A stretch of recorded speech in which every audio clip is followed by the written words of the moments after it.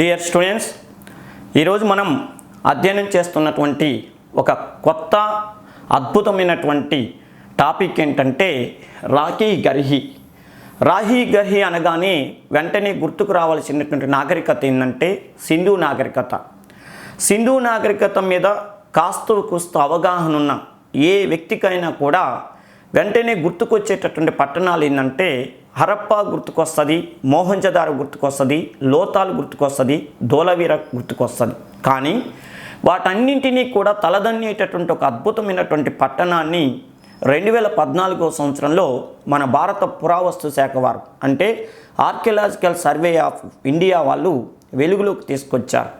ఈ రాహి గర్హికి భారతదేశానికే కాదు ప్రపంచానికే ఓ ప్రత్యేకత ఉన్నది. ముఖ్యంగా మన భారతదేశం విషయంలో చూసుకున్నట్టయితే సింధు నాగరికత ఎక్కువగా విస్తరించబడినటువంటి ప్రాంతం ఏదని మొన్నటి వరకు కూడా చెప్పుకునే వాళ్ళంటే ధోలవీర ప్రాంతం అని చెప్తారు. అంటే దేశ విభజన తర్వాత హరప్పా, మోహంజదారో అనేటటువంటి నగరాలు పాకిస్తాన్కి వెళ్ళిపోవడంతో భారతదేశంలో ఎక్కువగా విస్తరించబడినటువంటి సింధు నాగరికత పట్టణం అంటే మనకు వెంటనే గుర్తుకొచ్చేది ధోలవీర. కానీ 2014 సంవత్సరంలో కొత్తగా అమరేంద్రనాథ్ అని చెప్పి ఒక పురావస్తు శాస్త్రవేత్త వెలుగులోకి తీసుకొచ్చినటువంటి మరొక అద్భుతమైనటువంటి పట్టణం ఏదంటే ఈ రాహి గర్హి. రాహి గర్హికి ప్రపంచవ్యాప్తంగా కూడా ఉన్నటువంటి గొప్ప విషయం ఏంటంటే 7000 సంవత్సరాల క్రితమే ఇక్కడ డిఎన్ఏ, ఇవాళ మనం అక్కడక్కడ వింటుంటాం డిఎన్ఏ టెస్టులు అని. కానీ 7000 సంవత్సరాల క్రితమే ఈ ఏరియాలో డిఎన్ఏ టెస్టులు చేశారా అని చెప్పి యావత్ ప్రపంచాన్ని కూడా ఆశ్చర్యానికి లోన్ చేసేటువంటి ఒక అద్భుతమైనటువంటి విషయాన్ని పురావస్తు శాఖ వాళ్ళు వెలుగులోకి తీసుకొచ్చారు. ఇకపోతే విషయం ఏంటంటే కలేజీ సినిమాలో మన త్రివిక్రమ్ శ్రీనివాస్ గారు మహేష్ బాబు కోసం ఒక డైలాగ్ వాడతారు. ఏమంటారంటే అద్భుతాలు జరగకముందు ఎవరు గుర్తించరు, జరిగాక ఎవరు గుర్తించాల్సిన అవసరం ఉండదంటారు. మరి ఆయన డైలాగుని ఏ ఉద్దేశంతో పెట్టారో దాని అర్థం ఏదో నాకు తెలియదు. కానీ ఇక్కడ మాత్రం విషయం ఏంటంటే భారతదేశంలో అద్భుతాలు ఉన్నాయని చెప్పి పురావస్తు శాఖ వాళ్ళు ఎన్నో సంవత్సరాల నుంచి మనకు కనపడని శ్రమని చేస్తున్నారు. వాళ్ళ యొక్క జీవితాలని త్యాగం చేసి భారతదేశానికి అద్భుతమైనటువంటి చారిత్రక సంపద ఉంది, పురావస్తు సంపద ఉందని చెప్పి దానికోసం వెలికి తీయటం కోసం వాళ్ళ జీవితాన్ని వెలబెడుతున్నారు. అలాంటి అద్భుతాల్లో ఈ మధ్య కాలంలో వెలుగులోకి వచ్చినటువంటి విషయం ఏంటంటే ఈ రాహి గర్హి. అద్భుతాలు ఉన్నాయని గుర్తించి వాటి గురించి శోధించి బయటి ప్రపంచానికి తెలిసిన తర్వాత ఇక ప్రపంచమంతా కూడా భారతదేశం ఇంత గొప్పదా అనేటట్టుగా అందరూ కూడా అనుకునేటట్టు చేస్తున్నారు మన పురావస్తు శాఖ వారు. వాళ్ళందరికీ మనం చాలా హృదయపూర్వకమైనటువంటి కృతజ్ఞతలు చెప్పాలి. ఎందుకంటే భారతదేశానికి నాగరికత అనేటటువంటిది ఏదో ఈ మధ్య కాలంలో వచ్చింది కాదు. భారతదేశానికి నాగరికత అంటే ఏదో బ్రిటిష్ వాళ్ళు వచ్చిన తర్వాత సనాతనమైనటువంటి సాంప్రదాయ సిద్ధాంతాలను పక్కన పెట్టి పాశ్చాత్యీకరణని మనం అలవర్చుకొని వాళ్ళు చేయబట్టే మనం ఏదో గొప్పవాళ్ళమైనటువంటి విధానానికి స్వస్తి చెప్పి ప్రపంచం కళ్ళు తెరక ముందునే భారతదేశంలో గణిత విజ్ఞాన శాస్త్రాలు అభివృద్ధి చెందాయని మనం తలెత్తుకునేటట్టు చేయగలుగుతున్నారంటే అది పురావస్తు శాఖ వాళ్ళు చేస్తున్న ఒక అద్భుతమైనటువంటి పనిగా మనం ఇక్కడ గుర్తించాలి వాళ్ళ సేవలను. అయితే ఈ రాహి గర్హికి ఉన్నటువంటి ప్రత్యేకత ఏంటంటే ప్రపంచంలో మొట్టమొదటిసారిగా డిఎన్ఏ టెస్ట్ చేయించబడినటువంటి, అంటే ఆ డిఎన్ఏ టెస్టులు కూడా చేయబడినటువంటి పట్టణంగా చరిత్రలో నిలిచిపోయింది. అది మన ఇండియాకి కావటం మన గొప్పతనం. రెండో విషయం ఏంటంటే సింధు నాగరికతలో దాదాపు 270 నుంచి 272 పట్టణాలు 1921 సంవత్సరం నుంచి తవ్వకాలు చేస్తూ ఉండగా అప్పుడప్పుడు బయటపడ్డాయి. అంటే 270 నుంచి 272 పట్టణాలు, 7 నగరాలు బయటపడ్డాయని మనం చెప్పుకుంటాం. అయితే మొన్నటి వరకు కూడా సింధు నాగరికత టోటల్గా ఈ సైట్లు ఆ పట్టణాలను చూస్తే మోహంజదారో అనేటటువంటిదే అతిపెద్ద పట్టణం అని చెప్పుకునేవాళ్ళు. కానీ 2014 సంవత్సరం నుంచి కొత్తగా వెలుగులోకి వచ్చినటువంటి పట్టణం ఏదంటే రాహి గర్హి.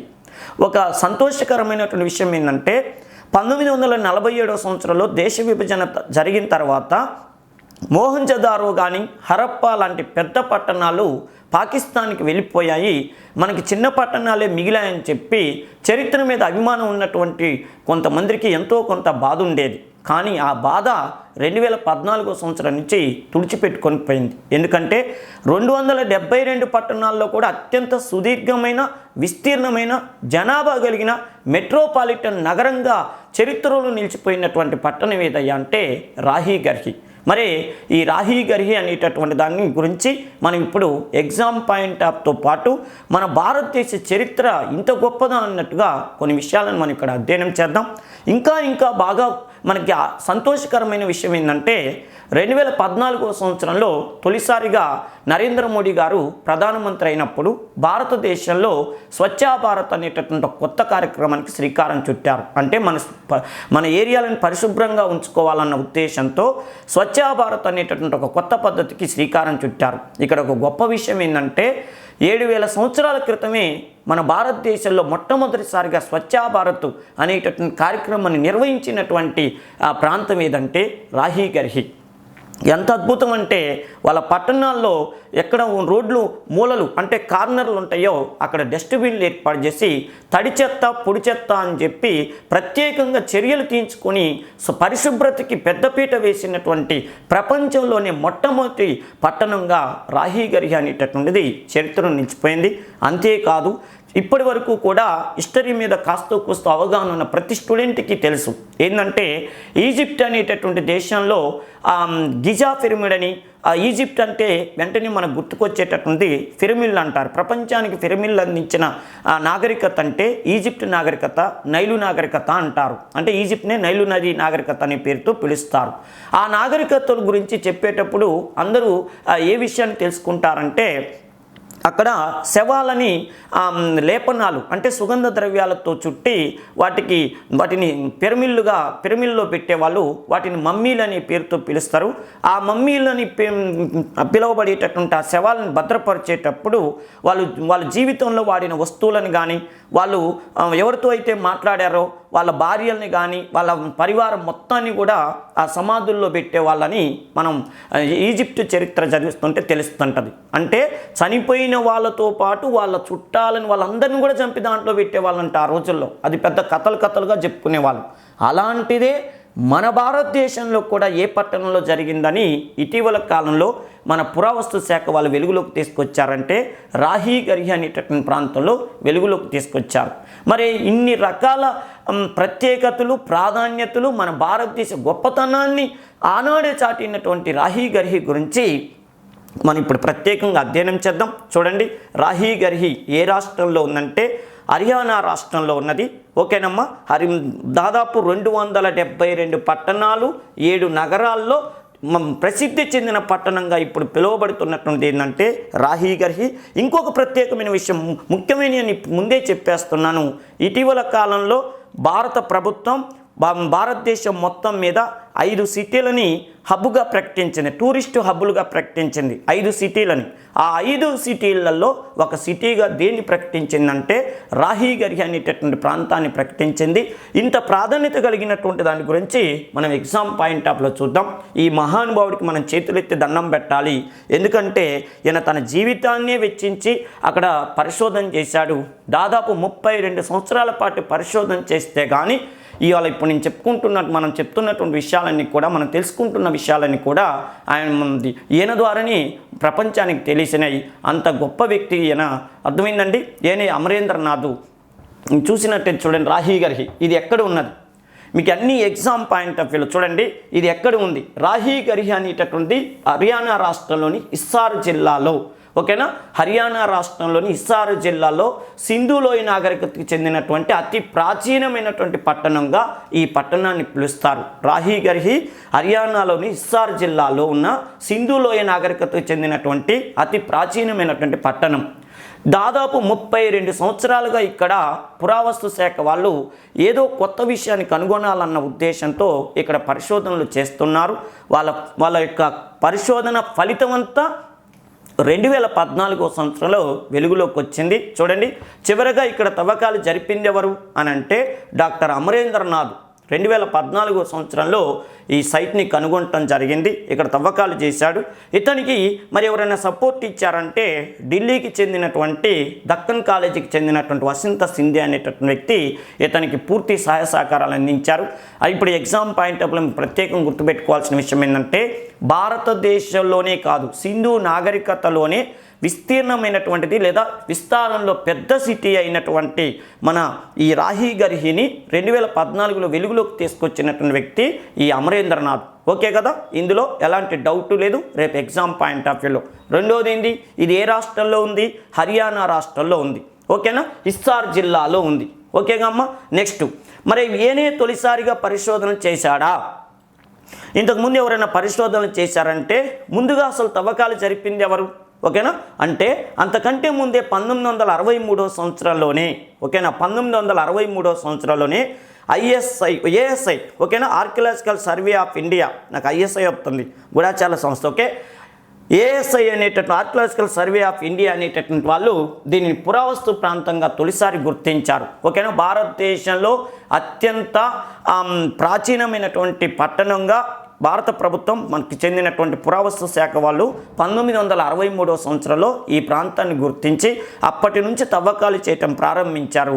అయితే విషయం ఏంటంటే కేంద్ర ప్రభుత్వం గుర్తించింది లేదా పురావస్తు శాఖ ద్వారా గుర్తించింది మాత్రం 1963లో. అంటే ఇది కూడా మన భారతదేశంలో సింధు నాగరికతకు చెందినటువంటి ప్రాంతం. భవిష్యత్తులో ఇక్కడ మనం తవ్వకాలు చేయాలని చెప్పి భారత ప్రభుత్వం తరపున పురావస్తు శాఖ వాళ్ళు గుర్తించారు. అయితే తవ్వకాలు మాత్రం 1969 సంవత్సరంలో డాక్టర్ సూరజ్ బన్ తొలిసారిగా అక్కడ తవ్వకాలు చేశాడు. ఇప్పుడు క్లియర్. రాహి గర్హికి ఫస్ట్ తవ్వకాలు చేసింది సూరజ్ బన్ 1969. తర్వాత 2014 సంవత్సరంలో మన అమరేంద్రనాథ్ ఫలితంగా ఇది వెలుగులోకి వచ్చింది. ఓకే కదా. నెక్స్ట్, ఆ రోజుల్లోనే స్వచ్ఛ భారత, ఇంట్రడక్షన్లో చెప్పాను, నరేంద్ర మోడీ గారు 2014 అధికారంలోకి వచ్చి 2015లో స్వచ్ఛ భారత్ అనే కార్యక్రమానికి శ్రీకారం చుట్టారు. అవునా, అలాంటి స్వచ్ఛ భారత్ని భారతదేశంలో కాదు ప్రపంచంలోనే మొట్టమొదటిసారిగా చేసింది మన ఈ రాహి గర్హి వాళ్ళు. అప్పట్లోనే చెత్త కోసం వీధుల మూలల్లో ఉంచిన డస్ట్బిన్లు ఇక్కడ లభించాయి. ఆ రోజుల్లోనే స్వచ్ఛ భారత్ను పాటించిన నగరంగా ఈరోజు మనం గర్వపడేటట్టు చేసినటువంటి నాగరికత ఇది. ఇంకో విషయం ఏంటంటే ఇటీవల తవ్వకాల్లో 2 అస్థిపంజరాలు ఇక్కడ బయటపడ్డాయి. చూడండి, అస్థిపంజరాలంటే వీళ్ళు ఆ చనిపోయిన వాళ్ళనితో పాటు వేరే వాళ్ళకి అనుబంధంగా ఉండే వాళ్ళని కూడా దాంట్లో పెట్టే వాళ్ళని చూడండి. చనిపోయిన వారిని, వారు వినియోగించిన పాత్రలు, వారి మహిళలను కూడా పాతి పెట్టారంట. ఇలాంటివి ఇందాక ఇంట్రొడక్షన్లో చెప్పాను, ఈజిప్ట్ దేశంలో ఫాలో అయ్యేవాళ్ళు మమ్మీలు అని. అర్థమైనా, వాళ్ళేమో మమ్మీలని చనిపోయిన శవాలను అంటే మన ఇంట్లోనేమో రోజు మమ్మీ అని చెప్పి ముత్తుకుంటా ఉంటారు మనోళ్ళు. ఓకే కదా. మొత్తానికి మహిళలను కూడా పాతిపెట్టేటటువంటి సాంప్రదాయం ఆ దేశంలో ఉంది, మన దేశంలో కూడా ఉందన్న విషయం మనకు తెలుస్తుంది.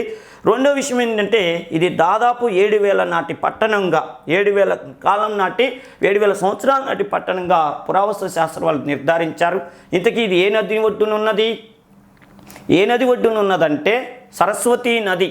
మీకు తెలుసు కదా, ప్రస్తుతం భారతదేశంలో అంతర్వాహినిగా అండర్ గ్రౌండ్లో ప్రవహిస్తున్నటువంటి నది ఏంటంటే సరస్వతీ నది. ఆ సరస్వతీ నదికి గల చూడండి గగ్గర్ హక్రా నది మైదానంలో, సరస్వతీ నది దగ్గర ఉన్నటువంటి గగ్గర్ హక్రా నది మైదానంలో 11 మట్టి దిబ్బలతో ఈ ప్రాంతం విస్తరించబడిందని చెప్పి పురావస్తు శాఖ వాళ్ళు మార్కింగ్ వేయటం జరిగింది. ఇంకో విషయం ఏంటంటే భారతదేశంలోని అతిపెద్ద పట్టణం అంటే 272 పట్టణాల్లో అతిపెద్ద పట్టణం ఇది. మోహంజదారో కంటే కూడా అతిపెద్దదని చెప్తారు. మనం ఇప్పటి వరకు చెప్పుకునేది సింధు నాగరికతలో అతిపెద్ద పట్టణం అంటే ఒత్తుకుంటా ఉంటాం, మోహంజదారో అని. సింధు నాగరికతలో ఫస్ట్ సారిగా బయటపడిన పట్టణం హరప్ప కంటే మోహంజదారో పెద్దది. ఒక హరప్పా కోసమే కాదు, హరప్పాయే కాదు, సింధు నాగరికత పట్టణాలన్నింటిలో పెద్దది మోహంజదారో. లార్కానా జిల్లాలో ఉంది, సింధు రాష్ట్రాల్లో ఉంది, పాకిస్తాన్లో ఉందని చెప్పి పాకిస్తాన్ వాళ్ళు గర్వపడేటట్టుగా మనం మొత్తుకుంటాం కాంపిటేటివ్ ఎగ్జామ్స్ కోసం. వాడు ఇంటే అబ్బా వీళ్ళు భలే చదువుతారో నా పట్టణం గురించి అనేటట్టు చేస్తున్నాం. కానీ సినిమా మారింది. ఇప్పుడు సినిమా కొత్తది స్టార్ట్ అయింది, కొత్త స్క్రీన్ ప్లే కొత్తగా వచ్చింది. విషయం ఏంటంటే ఇక నుంచి మనం తొడగొట్టేటట్టు పరిస్థితి వచ్చింది. ఒరే పిచ్చోళ్ళారా, మీ మోహంజదారో కూడా మంది అనుకో, దేశ విభజన అయిపోయింది కదా, ఇప్పుడు వాళ్ళు గొప్పగా చెప్పుకుంటారు, హరప్ప కానీ మోహంజదారో కానీ మావి మావి మావి అని చెప్పుకుంటారు. కానీ ఇవాళ చెప్తాం, రేయ్ నీ మోహంజదారో నీ హరప్ప కంటే మా రాహి గర్హి గొప్పదనేటట్టుగా అమరేంద్ర, అందుకే నేను ఇందాక ఒక మాట చెప్పాను, అమరేంద్రనాథ్కి చేతులెత్తి దండం పెట్టాలన్నది అర్థమైందా? ఎందుకంటే అన్నిటికంటే ఈ రాష్ట్రాల్లో ఈ దేశాలలో ముఖేష్ అంబానీ ఉన్నాడా, అదానీ ఉన్నాడా అనేది ఎవడూ పట్టించుకోడు. చరిత్ర ఉందనేది అందరూ పట్టించుకుంటారు. భారతదేశం అంటే చరిత్ర, భారతదేశం అంటే నాగరికత, భారతదేశం అంటే వేదాలు, భారతదేశం అంటే సంస్కృతి. మరి ఇవన్నీ ఉంటేనే భారతదేశాన్ని ప్రపంచ దేశాలు తల వంచి నమస్కారం చేస్తాయి. ఇవాళ అదానీ ఉండొచ్చు, రేపు అంబానీ ఉండొచ్చు, రేపు టాటా ఉండొచ్చు, ఎల్లుండి మఫతలాల్ కంపెనీలు వాళ్ళు గొప్పోళ్ళు ఉండొచ్చు. కానీ భారతదేశంలో ఎప్పటికీ చిరస్థాయిగా ఉండేది ఏంటంటే మన సంస్కృతి, మన వారసత్వం. ఆ సంస్కృతి వారసత్వం ఎక్కడో చిన్న బాధ ఉంది. ఎక్కడో ఎవరికో పాఠం చెప్పే నాకైనా, వినేటటువంటి స్టూడెంట్కైనా, అంటే మనసు పెట్టి వినేటటువంటి ప్రతి స్టూడెంట్కి ఒక బాధ ఉంటుంది. ఏందో తెలుసా? అబ్బా, దేశ విభజన వల్ల 2 పెద్ద పట్టణాలు పాకిస్తాన్కి వెళ్ళిపోయాయా, మనకి చరిత్ర ఏదో చిన్న చిన్న పట్టణాలు మాత్రమే మనకి మిగిలాయా అనిపిస్తుంది. ఈ దెబ్బతో రాహి గర్హి అనేటటువంటిది భారతదేశం గర్వంగా చెప్పుకునేటట్టు మన పురావస్తు శాస్త్రవేత్తలు బయటపెట్టారు. ఓకేగా, తాజా కనిపెట్టిన విషయం ఏంటంటే మోహంజదారో కంటే కూడా పెద్దదిగా చెప్పబడుతుంది. మీ అందరికీ తెలుసు, మొన్నటి వరకు కూడా ఏంటంటే మోహంజదారో పాకిస్తాన్కి వెళ్ళిపోతే మన ఇండియాలో మాత్రం ధోలవీరా అనేటటువంటిది అతిపెద్ద పట్టణం అని చెప్పేవాళ్ళు. కానీ ఆ ధోలవీరా కంటే కాదు, మోహంజదారో కంటే, అసలు సింధు నాగరికతలో అతిపెద్ద పట్టణమైన మోహంజదారో కంటే కూడా మన రాహి గర్హి పెద్దదని ఇప్పుడు మనం తెలుసుకోవాలి. ఇంకోటి రేపు ఎగ్జామ్ పాయింట్ కూడా మనం దీన్ని ఉపయోగించుకోవాలి. నెక్స్ట్, తాజాగా కనిపెట్టిన ఆభరణాల తయారీ కేంద్రం. అంటే ఆ రోజులోనే మనోళ్ళు అద్భుతమైనటువంటి ఆభరణాలు తయారు చేశారని చెప్పి ASI archaeological survey of India వాళ్ళు ఇప్పటి వరకు కనిపెట్టినటువంటి వాటిల్లో అతిపెద్ద ఆభరణాల తయారీ కేంద్రాలలో ఇది పెద్దదిగా, అంటే ఆభరణాల తయారీ కేంద్రాల్లో పెద్దదిగా దీన్ని గుర్తించటం జరిగింది. అర్థమైనా? ఇప్పుడు మోహంజదారో కంటే పెద్దదని తెలిసింది. రెండోది, ఆభరణాల తయారీలలో అతిపెద్దదని తెలిసింది. ఎందుకంటే మీ అందరికీ తెలుసు, చాన్హుదారోలో కానీ లోతాల్లో కానీ ఆభరణాలు ఉన్నట్టుగా మనం ఆ పాఠం చదువుతున్నప్పుడు తెలుస్తుంటుంది. ఈ దెబ్బతో విషయం ఏంది, వాటన్నిటికంటే కూడా ఆభరణాల తయారీలో పెద్ద పట్టణంగా దీన్ని గుర్తించారు. రెండోది ఏంటో చూడండి, ఇక్కడ ఇళ్ల నిర్మాణాలు, వంటగది సముదాయంతో పాటు రాగి, బంగారం, ఓకేనా, రాగి బంగారు ఆభరణాలను కూడా తవ్వకాల్లో వెలుగులోకి తీసుకురావటం జరిగింది. అంటే సింధు నాగరికత వాళ్ళు రాగి వస్తువులు వాడారు, కంచు వస్తువులు వాడారు అని చెప్పి ఆ నాగరికతని కాంస్య నాగరికత, కంచు నాగరికతని మొత్తుకుంటూ ఉంటారు. కానీ బంగారంతో కూడా వాళ్ళు ఆభరణాలు తయారు చేసినట్టుగా ఈ తవ్వకాల ద్వారా మనకు తెలిసింది. ఎందుకంటే సింధు నాగరికతలో బంగారానికి సంబంధించిన ఆనవాళ్ళు మనకు కనపడవు. వాళ్ళకి బంగారం లేదు. కేజీఎఫ్ కోలార్ గోల్డ్ ఫీల్డ్ నుంచి వాళ్ళు బంగారాన్ని దిగుమతి చేసుకున్నారంటారు. కానీ బంగారానికి సంబంధించినటువంటి గనులు కానీ, బంగారానికి ఆభరణాలకు సంబంధించినటువంటి కొలిమిలు, ఆ తయారు చేసే కొలిములు బాగా బయటపడిన ప్రాంతంగా ఈ రాహి గర్హిని గుర్తించారు. ఓకేనా? ఆ కాలంలో ముఖ్యంగా వాణిజ్య కేంద్రంగా ఈ ప్రాంతం ఉండేదని నిర్ధారించారు. అర్థమైందా? అంటే లోతాల్ అనేటటువంటి ప్రసిద్ధి చెందిన వాణిజ్య కేంద్రం అనేవాళ్ళు. కానీ దానికంటే కూడా పెద్ద వాణిజ్య కేంద్రంగా మన పురావస్తు శాఖ వాళ్ళు దీన్ని గుర్తించారు. ఇక్కడ జరిపిన తవ్వకాల్లో ప్రణాళికాబద్ధమైన నగర ఆనవాళ్ళు, ఆభరణాల తయారీ కేంద్రాలు లభించాయి. ప్రణాళికాబద్ధమైన నగర ఆనవాళ్ళు అంటే గ్రిడ్ పద్ధతి అంటాం మనం. గ్రిడ్ పద్ధతి గురించి మీకు తెలుసు. ఒక ప్రధానమైనటువంటి రహదారి ఉంటే దానికి ఎదురుగా సబ్ రోడ్లు ఉంటే వాటిని గ్రిడ్ పద్ధతి అనే పేరుతో పిలుస్తారు. ఓకేనా? ప్రధాన రహదారి, దానికి ఎదురుగా సబ్ రోడ్లు ఉంటే దాన్ని గ్రిడ్ పద్ధతి అంటారు. ఆ గ్రిడ్ పద్ధతిని అమలు చేసినటువంటి అతిపెద్ద పట్టణం కూడా దీన్ని చెప్తారు. ఇంకో విషయం ఏంటంటే ఇక్కడ మానవ DNA ఆధారాలు లభించడం అనేది ఇది చాలా గొప్ప విషయం. అసలు సింధు నాగరికతే కాదు, సింధు నాగరికత సమకాలీకులైనటువంటి ఏ నాగరికతలో కూడా, అంటే మెసొపొటేమియా కానీ మనం ఇంతకుముందు సింధు నాగరికతలో కానీ, తర్వాత విషయం ఏంటంటే ఈజిప్ట్ నాగరికతలో కానీ, చైనా ఎల్లో నదీ పరివాహక ప్రాంతం వెలిసిన చైనా నాగరికతలు ఎక్కడ కూడా DNA అన్నటువంటి ఆనవాళ్ళు ఎక్కడ కనపడవు. కానీ మొట్టమొదటిసారిగా ఆ రోజుల్లోనే DNA ఆధారాలు లభించిన ప్రాంతంగా రాహి గర్హి చరిత్రలో నిలిచిపోయింది. నెక్స్ట్, ఈ పట్టణం ప్రాముఖ్యత ఏమిటి అనే విషయానికి వస్తే, ఇది హరప్పా నాగరికత చెందిన అతిపెద్ద పట్టణంగా ఈరోజు భావిస్తున్నారు. ఇది 350 హెక్టార్ల కంటే ఎక్కువ విస్తీర్ణంలో ఎక్కువ విస్తీర్ణంలో 7 నుంచి 11 మట్టి దిబ్బలతో విస్తీర్ణంగా విస్తరించబడినటువంటి పట్టణం. పెద్ద పెద్ద మట్టి దిబ్బలు మన పురావస్తు శాఖ వాళ్ళకి లభించడం జరిగింది ఆ తవ్వకాలలో. ఓకేనా. ఇది ఏ నదీ తీరంలో ఉంది? హర్యానా రాష్ట్రంలోని హిస్సార్ జిల్లాలో నర్వానా తహసీలోని గగ్గర్ హక్రా నదీ తీరంలో దీన్ని కనుగొనటం జరిగింది. అక్కడే సరస్వతి నది అంతర్వాహినిగా ప్రవహిస్తుంటుంది. మరి తవ్వకాల సంగతి ఏంటి? ఆ తవ్వకాల్లో ఏ విషయాలు తెలిసిందంటే ఇంత చూడండి. ASI archaeological survey of India, ASI archaeological survey of India వాళ్ళు తవ్వకాల్లో ఇది 7000 ఏళ్ల నాటి ప్రణాళికాబద్ధమైన పట్టణ నిర్మాణాలు, మట్టి పాత్రలు, గాజులు, రాగి వస్తువులు ఇక్కడ బయటపడ్డాయి. Next DNA. ఓకేనండి. డిఎన్ఏ ఆడవాళ్ళకు సంబంధించిన డిఎన్ఏ చూడ రాఖీహరిలో కనుగొనబడినటువంటి 5000 ఏళ్ల నాటి మహిళా అస్థిపంజరం నుండి సేకరించిన డిఎన్ఏ ఆధారాలు ఆధునిక భారతీయులకు హరప్పా ప్రజలతో ఉన్న జన్యుపరమైన సంబంధాన్ని నిరూపించాయి. ఇది నేను ఇందాక చెప్పాను. ఏ సమకాలీన నాగరికతలో కూడా ఇలాంటి డిఎన్ఏకి సంబంధించిన ఆధారాలు బయటపడలేదు. ఆ ప్రత్యేకత సంతరించుకున్నటువంటిది రాఖీగర్. నెక్స్ట్ నిర్మాణ శైలి ఏమిటి? ఈ పట్టణంలో పరిణతి చెందిన హరప్పా కాలం నాటి మురుగునీటి పారుదల వ్యవస్థ, అంటే ప్రపంచానికి డ్రైనేజీ సిస్టాన్ని అందించింది సింధు నాగరికత అంటాం. మరి ఆ సింధు నాగరికతలో మురుగునీటి పారుదల వ్యవస్థకి ప్రత్యేకమైనటువంటి స్థానాన్ని కల్పించిన పట్టణంగా కూడా మన రాఖీగర్హిని చెప్తారు. అదేవిధంగా రక్షణ గోడలు, ఇటుకలతో కట్టిన ఇల్లు. ఓకేనా. వీళ్ళు కాల్చిన ఇటుకలు బ్రంటెడ్ బ్రిక్స్ వాడే వాళ్ళు అంటాం. దాని నిజమేనా అంటే ఈరోజు పర్ఫెక్ట్ ఆధారాలు లభించాయి. ఏది సింధు నాగరికత అంటే వీళ్ళు ప్రపంచంలో మొట్టమొదటిసారిగా కాల్చిన ఇటుకలు ఉపయోగించారు, ప్రపంచానికి డ్రైనేజీ సిస్టాన్ని అందించారని చెప్పటంలో ఎలాంటి అతిశయోక్తి లేదని 100కి 100% ఆధారాలు లభించినటువంటి ప్రాంతం ఏదంటే ఇది. నెక్స్ట్ విషయం ఏంటంటే రాఖీగర్హి హరప్పా సంస్కృతి ప్రారంభం మరియు పరిణితి చెందిన, అంటే స్టార్టింగ్ సంస్కృతి, బాగా డెవలప్ అయిన సంస్కృతి, 2 సంస్కృతులు కనపడినటువంటి ప్రాంతంగా ఈ పట్టణాన్ని పిలుస్తారు రాఖీగర్. అర్థమైన హరప్పా నాగరికత లేదా సింధు నాగరికత స్టార్టింగ్ అప్పటి నుంచి పూర్తిగా డెవలప్ అయిన 2 సంస్కృతులు కనపడేటటువంటి ప్రాంతంగా రాఖీగర్ని చెప్తారు. చూడండి, రేపు ఎగ్జామ్లు అడుగుతాడు. ప్రారంభ మరియు పరిణతి చెందినటువంటి దశలకు ఒక ప్రధాన కేంద్రంగా నిలిచింది. అంతేకాదు నాటి మెట్రోపాలిటన్ సిటీగా మీరు లోతాలు గురించి చదివేటప్పుడు ఏమంటారు దాన్ని కాస్మోపాలిటన్ నగరం అంటారు. అంటే రకరకాలైనటువంటి లిప్టిక్లు, పూసలు, దండలు అన్నీ దొరుకుతాయి. లేడీస్ డ్రెస్సింగ్ టేబుల్ దగ్గర పెట్టుకునే మేకప్ బాక్స్ ఇవన్నీ దొరకటం వల్ల దాన్ని ఏమంటారంటే కాస్మోపాలిటన్ నగరం అనే పేరుతో పిలుస్తారు. కొలబద్దలని అన్నీ దొరికినాయి అంటారు లోతాల్ అనే ప్రాంతంలో. ఎందుకంటే ఇది ఓడరేవు కాబట్టి సింధు నాగరికతలో లభించే ప్రతి వస్తువుని ఆ ఓడరేవుకు తరలించి ఇతర దేశాలకు తీసుకెళ్లే వాళ్ళు కాబట్టి దాన్ని కాస్మోపాలిటన్ నగరం అంటారు. దీన్ని ఏమంటారు మెట్రోపాలిటన్ సిటీగా వెలుగొందబడిందని ఆధారాలను బట్టి తెలుస్తుంది రాఖీగర్. నెక్స్ట్ విషయం ఏంటంటే మరి ప్రస్తుత పరిస్థితి ఏంటి?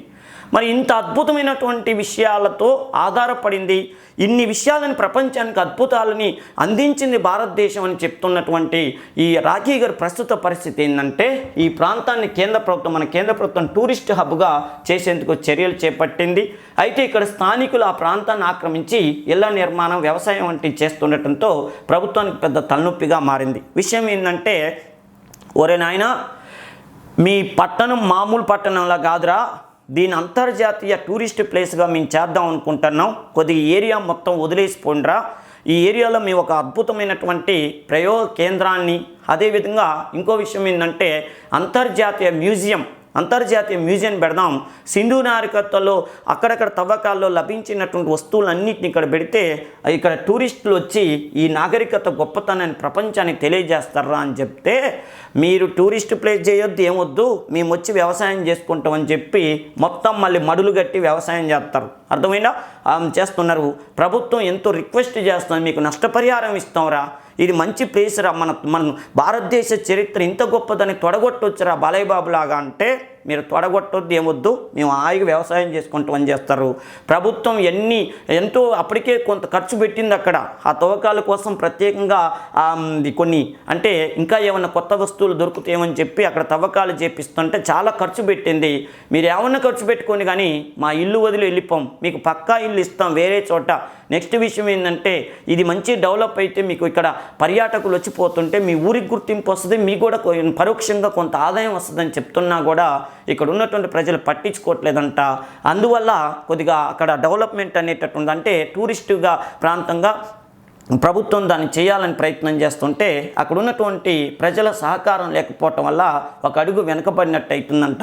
ఏదేమైనా కూడా చూడండి, కేంద్ర ప్రభుత్వం ప్రకటించిన 5 ఐకానిక్ ప్రదేశాల్లో రాకీ గర్హి అనేటటువంటిది ఒకటిగా ఇప్పుడు గుర్తించటం జరిగింది.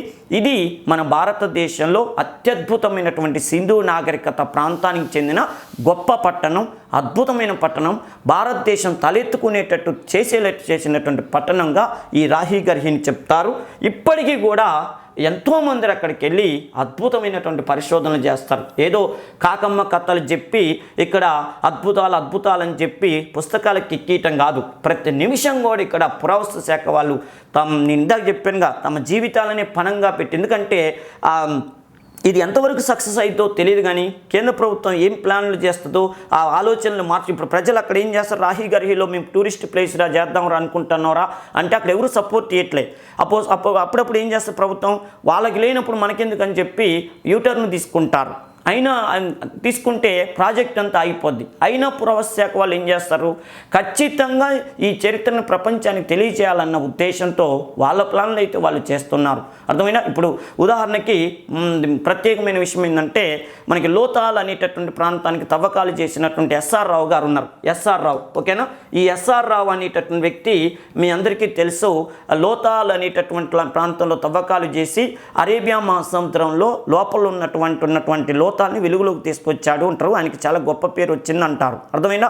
అయితే విషయం ఏంటంటే అదే ఎస్ఆర్ రావు గారు రాజీవ్ గాంధీ గారు ప్రధానమంత్రిగా ఉన్నప్పుడు రాజీవ్ గాంధీ గారి దగ్గరికి వెళ్ళి నేను ద్వారకా అనేటటువంటిది అండర్ గ్రౌండ్లో ఉందిగా అరేబియా మహాసముద్రంలో, దాన్ని వెలుగులోకి తీసుకొద్దాం అనుకుంటున్నా. ద్వారకా అనేటటువంటిది గొప్ప చారిత్రకమైనటువంటి పట్టణం, ఆ పట్టణం నీళ్ళలో మునిగిపోయిందని చెప్పి మన పురాణాలు వీటన్నిటి ద్వారా తెలుస్తుంది. నేను ఆర్కియలాజికల్ డిపార్ట్మెంట్కి డైరెక్టర్గా ఉన్నా కాబట్టి ఇప్పుడు ఆ విషయంలో నేను ఇంట్రెస్ట్ తీసుకొని దాన్ని వెలుగులోకి తీసుకొస్తా, నాకు ప్రభుత్వం నుంచి కొంత ఫండ్ ఇప్పించండి అని చెప్పి ప్రధానమంత్రిగా ఉన్న రాజీవ్ గాంధీ గారిని ఆ రోజు ఆయన రిక్వెస్ట్ చేశారు. విషయం ఏంటంటే రాజీవ్ గాంధీ గారు అదే టైంలో ఈ అయోధ్య గొడవ, మనం అయోధ్య అనగానే బీజేపీ పార్టీ వాళ్ళే రామాలయం కట్టించాలని గొడవ చేశారని చెప్తాం. కానీ 1991 నుంచి బీజేపీ ఆ అయోధ్య గొడవని తన చేతుల్లో తీసుకుంది. కానీ అసలు అయోధ్యలో రామాలయాన్ని కట్టించాలనేటటువంటి శిలాన్యాసం అంటే విగ్రహ ప్రతిష్ట ఇవన్నీ చేయాలని ప్లాన్ చేసిందే రాజీవ్ గాంధీ గారు. అయితే రాజీవ్ గాంధీ గారు అయోధ్య విషయంలో తలదూర్చేసరికల్లా 1985వ సంవత్సరంలో ఆయన్ని కొన్ని మతాల వాళ్ళు వ్యతిరేకించడం మొదలుపెట్టారు. నువ్వు ఏంది అయోధ్య విషయంలో నువ్వేడివి అసలు జోక్యం చేసుకోవటానికి అన్నట్టుగా వ్యతిరేకత వస్తుంది. ఈ సమయంలో ఈ ఎస్ఆర్ రావు గారు వెళ్ళి నేను అరేబియా మహాసముద్రంలో మునిగిపోయినటువంటి ద్వారకాన్ని వెలుగులోకి తీసుకొస్తానంటే ఆయన చేతులు దండం పెట్టండి. ఎవరు నాయన, నువ్వేమో చరిత్రను వెలుగులోకి తీసుకొద్దాం, మతంతో సంబంధం లేకుండా భారతదేశ చారిత్రక సంపదని వెలుగులోకి తీసుకొద్దాం, పురావస్తు సంపదని వెలుగులోకి తీసుకొద్దాం అంటున్నావు. కానీ అక్కడ ప్రతిపక్షాలు కానీ వేరే వాళ్ళేమో రాజీవ్ గాంధీ ఎక్కువ ఒకే మతానికి ప్రాధాన్యత ఇస్తుందని నా మీద వ్యతిరేకత వ్యక్తం చేస్తారు. ఇప్పుడు ఈ ద్వారకా దానికి కూడా నేను అమౌంట్ ఇచ్చిందనుకో, ఇక నన్ను పోయి ఏదన్నా గుళ్ళో పూజ చేసుకోమంటారు, ఎందుకు వచ్చిన గొడవ అని చెప్పి సైలెంట్ అయిపోయింది. ఆ రోజు కనుక రాజీవ్ గాంధీ గారు ఎస్ఆర్ రావు గారికి ఫుల్ సపోర్ట్ ఇచ్చుంటే, ద్వారకా అనేటటువంటి వెలుగులోకి తీసుకొచ్చి ఉంటే భారతదేశ పురావస్తు సంపద ఇంత గొప్పదాని ప్రపంచం గర్వంగా మన దేశం గురించి మనం కాదు వాళ్ళు గర్వంగా చెప్పేవాళ్ళు. ఈరోజు నరేంద్ర మోడీ గారు వచ్చారు, ఇది ఖచ్చితంగా ఈ ప్రాజెక్ట్ని చేపడదామంటే ఎస్ఆర్ రావు లాంటి గొప్ప వాళ్ళు అంటే ఇప్పుడు ఉండొచ్చు కానీ అంత ఇంట్రెస్ట్ చూపేటటువంటి వాళ్ళు కరువు అయ్యారు. ఇది చూడండి మైనస్ అయింది. ఆనాడు ప్రధానమంత్రి గారు సపోర్ట్ లేదు, వ్యక్తి మంచి ఇంట్రెస్ట్ తీసుకుంది. ఈనాడు వ్యక్తులు లేరు, ప్రధానమంత్రి గారు సపోర్ట్ దాన్ని డెవలప్ చేయాలని ప్లాన్ చేస్తారు. అందుకని చూడండి ఈ మధ్యకాలంలో నరేంద్ర మోడీ గారు అరేబియా మహాసముద్రంలో వెళ్ళి అక్కడ పూజ చేసినట్టు కూడా మనం చాలా ఫోటోలు చూసాం. ఇప్పుడు అలాంటి గొప్ప సంపద లో ఒకటి ఈ రాహి గర్హి. ఇది ఇప్పుడు మన వెలుగులోకి వచ్చి దీన్ని టూరిస్ట్ ప్లేస్గా వెలగొందాలని భారతీయులందరూ కోరుకోవాలని కోరుకుంటారు. ఖచ్చితంగా ఇది జరుగుద్దని మనం ఆశిద్దాం.